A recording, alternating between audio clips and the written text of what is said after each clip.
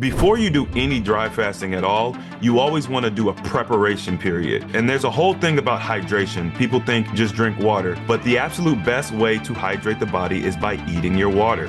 What type of impact does it have on your children?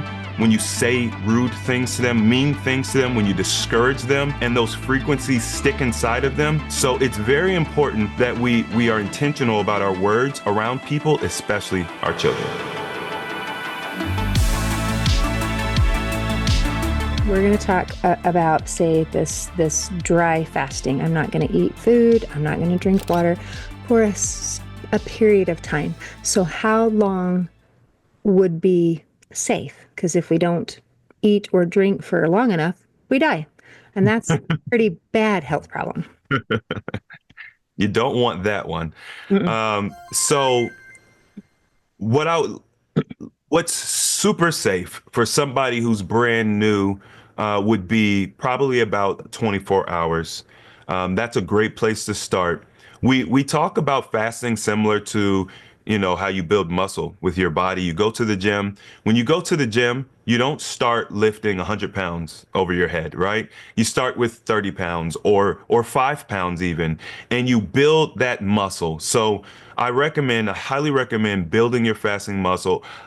A lot of people get very excited when they hear about the testimonials and the results of fasting, and they want to jump out and just do whatever they're hearing people doing.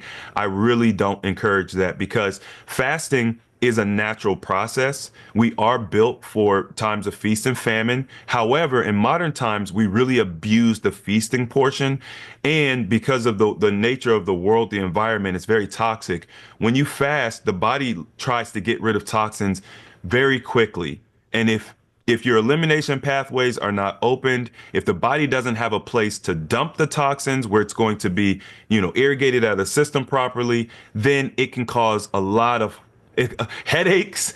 We call them detox symptoms, cravings, and rashes, things that you might actually think that you're harming yourself. So it's very important to do things properly. So before you do any dry fasting at all, you always want to do a preparation period. We usually recommend a week of intentional eating and hydrating before you do the dry fasting. So I typically don't start people with dry fasting. As a matter of fact, I taught fasting for probably maybe 7 years or so. Well, I'll say I first introduced it to my community about maybe 3 years in, and then I didn't reintroduce it again until about 3 years after that. So it's something that I'm very cautious about, even though it's an amazing therapy. It's nothing to fear. You just have to understand the tool and use it properly. Now, once you've gotten comfortable with it, you understand what comes along with the detox symptoms, how to properly prepare and hydrate yourself ahead of time. And there's a whole thing about hydration. People think just drink water. That's not proper hydration, just simply drinking water. It is a little deeper than that. But once you understand those things, then you could do, 2 days of dry fasting with no problem. And I actually put together a protocol where I teach people how to do that. And the thing about dry fasting is when you compare it to other fasting techniques, that's the grandfather. You're probably going to get the most benefit out of a 2-day dry fast compared to like a 2-day water fast or, intermittent fasting or any of the other fasting methods. It's really, really powerful. Wow. Okay. So you need to prepare. That's a basic thing. And start slow and let's be gentle. So if you're prepared, and the preparation can be the week of preparing, eating properly, and drinking, making sure that we're hydrated. I want to talk more about that. And also, you talked before about building the muscle. So to just jump in and try to do something huge and major might not be the best way to set someone up for success. So I would love if you would please explain a little more about hydration. So if hydration is not just drinking water, what is it? Well, the first thing we need to understand is when we're talking about tap water, we're talking about bottled water or filtered water, any water that we get from traditional sources. These are what's referred to as bulk water. And what it basically means is that the water molecule itself has a big bulky head. So you imagine a small cell and a big bulky water molecule trying to penetrate this small cell, it just doesn't penetrate well. It doesn't penetrate efficiently. So what that causes the body to have to do is when you take in H2O, the body has to actually structure it, break up those large water clusters so that you can get water, you can reduce the size so that it can be absorbed into the cells. So hydration is water in the cells. That's what hydration is. Now, this is going to sound very contrary to traditional wisdom, but the absolute best way to hydrate the body is by eating your water. And the way that you eat your water is by eating high water content plant material, usually fruits, are going to be the go-to there. There are, when you do a quick Google search and you could just simply say, what's the water content of a watermelon, right? Or a cucumber or a bell pepper or even a banana, and you'll find different numbers. It's not a perfect science. It depends on, the species of the fruit and the plant, but you'll find that certain fruits or certain plants have more and certain ones have less. Now, what I found is the mass majority of people in America, at least, are dehydrated. And we're taught that at 70% water content or even 72% water content, that's normal, which I guess I would agree that it's normal. But I think there's always a difference between what's natural and what's normal. And when you look at people in more natural environments who like eat from the earth, there's a lot of water in the air and things of that nature. They tend to not be have the same hydration levels as us. So when you have issues with hydration levels, you're setting yourself up for disease across systemically, because water is required for healing. It's required for maintaining that homeostasis we talked about earlier. You got to be well hydrated.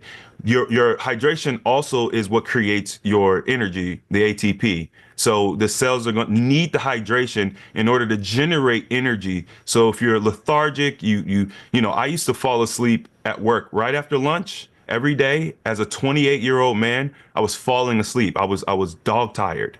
So changing my diet, learning what hydration truly was, helped me resolve those issues. I have plenty of energy. I have too much energy. I'm up all night. and hydration is the key to that. So how do you hydrate properly outside of eating your water? Things you could do to your actual water is you can do what I call sun charging the water. And now, for some of you all who are from the South, you may know about sun tea, where you brew some tea using just water and sun. You put the, tea out in the sun will brew the tea for you, and it'll actually, if you're sensitive enough, you could taste a hint of sweetness in it. So what I learned intuitively was that you need to look at water as if it's a living, breathing entity. It is not just H2O. Water has what's called water memory. And there's a whole science around that. And it's extremely interesting what you can learn from water.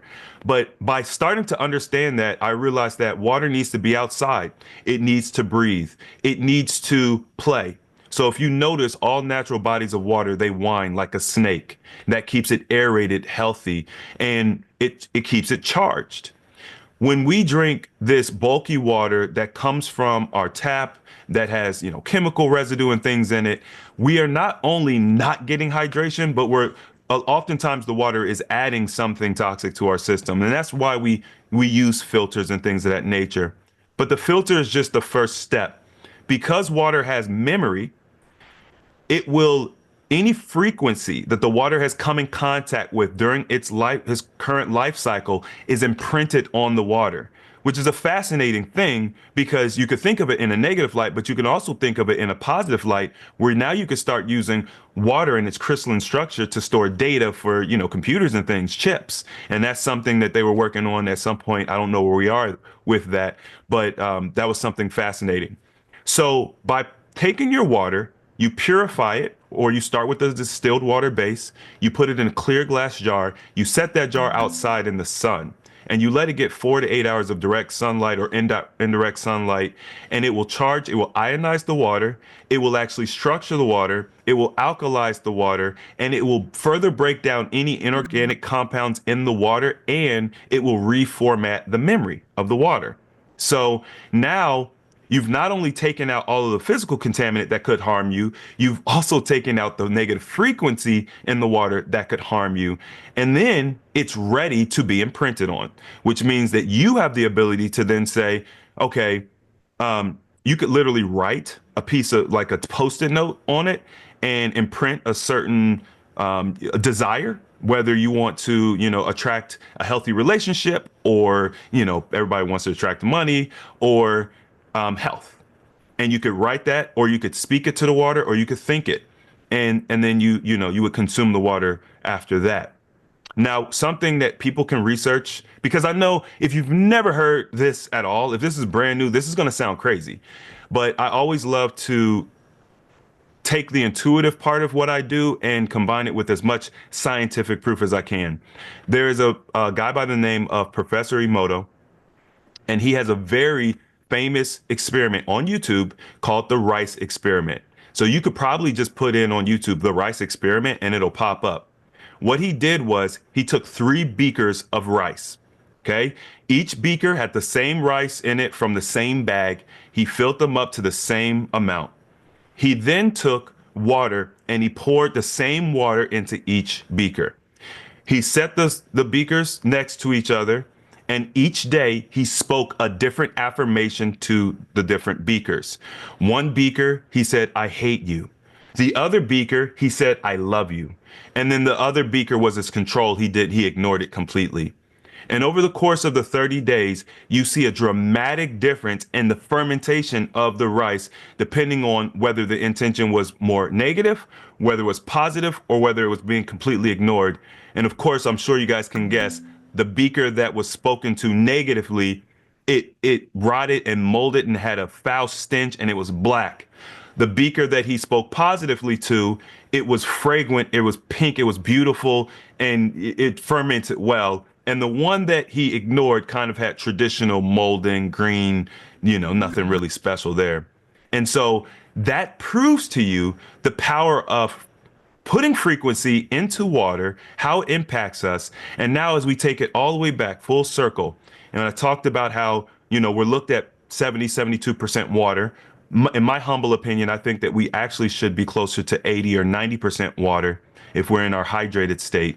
But if you imagine that you're majorly water, what type of impact will it have? Your thoughts?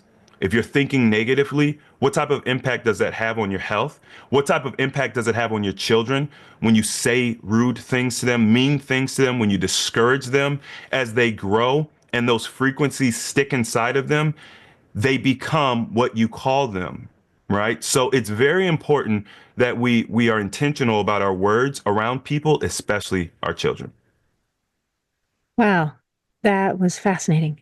Here, I anticipated a conversation on fasting, which we are, but talking about the water, we've gone an entirely different direction, and yet it is related and connected. And I have also seen the videos with Dr. Emoto's the rice experiments, plus a whole bunch of other people who have tried to copy and mimic the experiment. And I've only seen it done in as an experiment.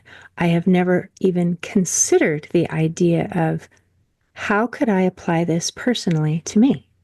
So when you were helping your brother and when you're working with people, like even dissolving tumors, eradicating disease, do you use the water as part of the therapy? Oh, 100%. I actually just had a call today with a lady from Ireland who is dealing with, she's dealing with some major issues, tumors specifically. And we always talk holistically about the issue, the journey, the problem. But with everybody, one of the first things I do is I tell them, well, I ask, hey, what is your diet? What are you eating? What you consume by mouth is so important. It's not the end all be all. right? It's not the answer to all problems, but if what you're consuming by mouth is toxic, we have to stop that. And then we have to start the hydration process.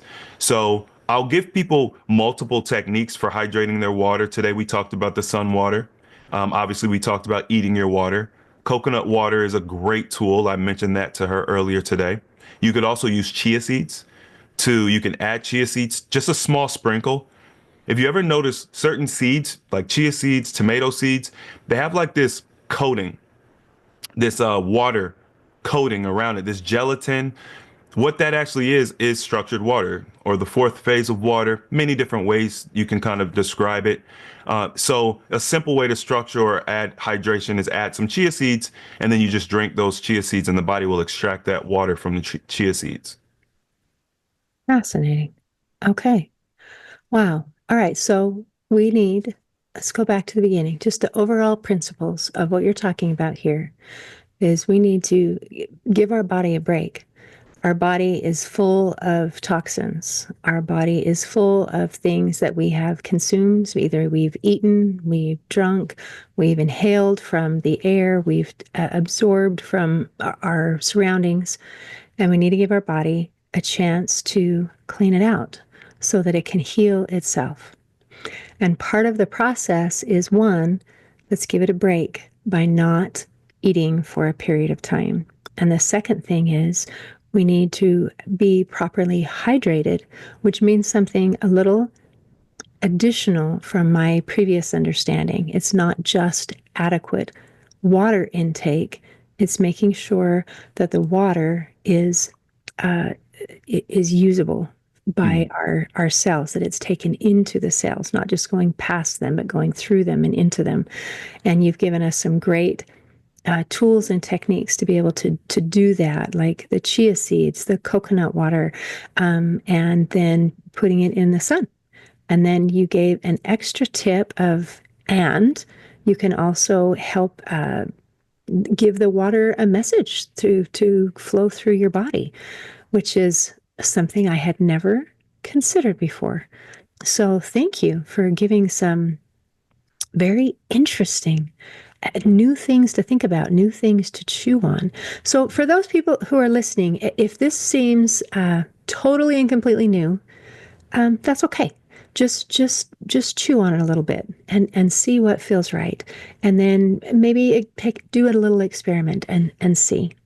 So this has been amazing. Is there anything else you want to make sure that we cover today? And of course, I'll include your links. So for people who are saying, "Oh my gosh, Chris, this is mind blowing. I want more," they can come and find you directly. Yeah, absolutely. This is just a teaser. And I tried to be concise. It's so hard. I'm very passionate about it, especially water. But, it's important to understand that the body is not some incomplete device that is full of flaws and needs all of this excess help. It's actually the opposite. We were built in a way that we are complete, and we have way more ability and capability than what we're being taught. I think that there's campaigns that are designed to pull us away from knowledge of self and what we're capable of, because there's control mechanisms in this world. So that's the first thing. Whatever it is that you want to achieve, you can achieve it, but it does start with getting your body healthy, getting your mind healthy. I think fasting is a great tool for physical health, but don't exclude the spiritual and energetic benefits that you can get from fasting as well. So if you guys are dealing with trauma and things of that nature, you can use prolonged fasting. Typically, I'll usually recommend water fasting for that type of therapy, but it can help with mental trauma and things of that nature as well.